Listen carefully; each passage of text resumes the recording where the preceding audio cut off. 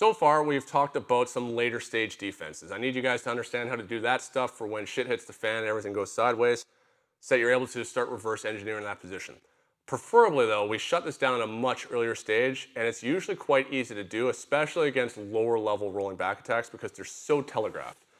As we get into like a three-quarter mount position, there's a point where Kevin at this point has to roll and use momentum to access the levers to my hip and lift my legs and hips off the mat. So as he shoulder rolls, at a certain point you can see my hips start to lift, and now we're starting to get into the truck position where I have to start immediately defending. Before that happens, he doesn't really have good base. He has good base right now, and he's using that as a platform of support so that he can generate force into this roll. As soon as he starts to roll, if I can kill that momentum from really ever getting started, then I'm going to be able to actually lock him here in this position, which is me being more into this sideways position that we talked about in one of the previous videos. So come back up, Kevin. My goal is two things.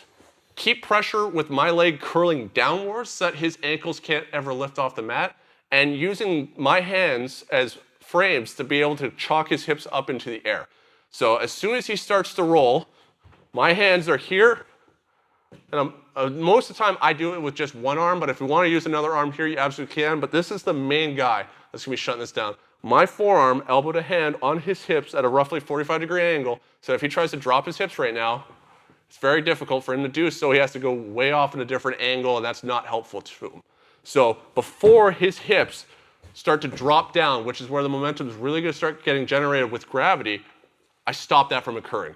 If his hips start to actually get moving here, that part right there is what lifts me and starts to create this dominant angle where he gets underneath me.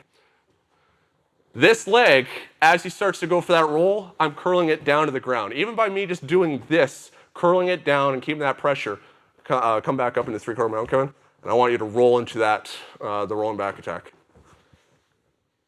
Try again. Roll really hard. It's quite difficult for him to be able to generate that force because like I talked about, I still have a leg curl and stomp motion versus his leg being externally rotated at the hips.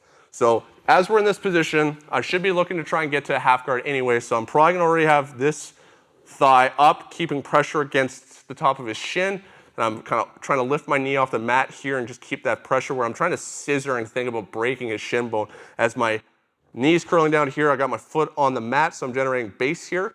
And so as he tries to roll, I'm just keeping this pressure, and I lift my hips slightly off the mat here, and I'm curling those legs down.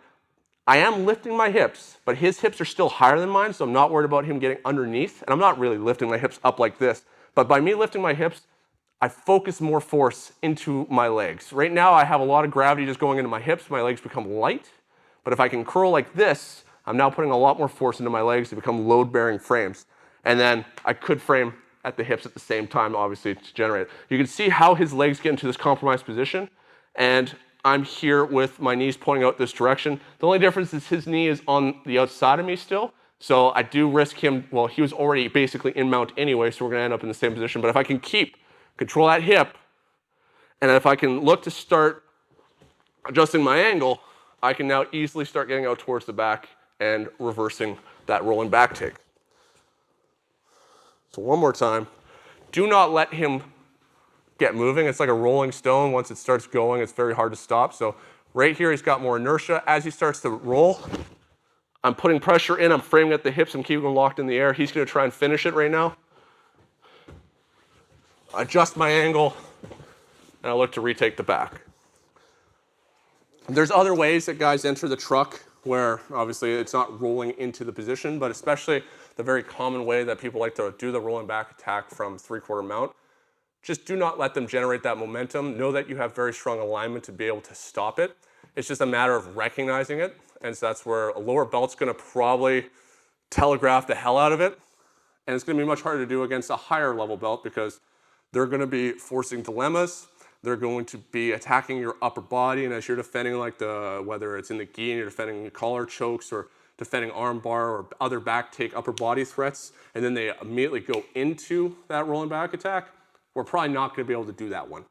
But it's still something that you wanna look at. You might be able to start slowing their momentum down even part way, or at least getting that hip angle off to the side, so it makes their back take more difficult, and you're gonna have to start resorting to the later stage defenses that we went over in previous videos.